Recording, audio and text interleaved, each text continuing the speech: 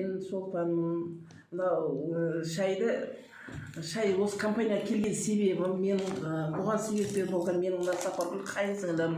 Сол қайынсіңлім маған әкеліп берген бір ай бұрын. Оны ішпей, онша не алмаған. Февраль айында бастап іштім, бірақ асқазаным деген өлтірген алдын врачтар айтқан язбаға айналады. Ана асқазаныңызды күтіңіз деген еді. Содан кейін сол іштім осы шайды. Неған екен, бір апта іштім, бір аптада екен сол шляңы жұттым. Барғанмен врач маған айтты, сізде ешқандай ештеңе жоқ, сізді баланыкіндей тап-таза шлак та жоқ деді. Бір аптада шайдың күшті таза шықты. Иә, шайдың несі, құдіреті, несіне сенгенім. Қазір көңіл күйім жақсы. Бұрын еңсем түсіп жылап, андай болып жүретін. Қазір көңілім күйім жақсы. Дәріменен уыста дәрі ішіп, дәрімен жүретін тұғымын. Ол дәрілерін бәрі қойдым. Қазір тек осы шайды ішіп жатырмын.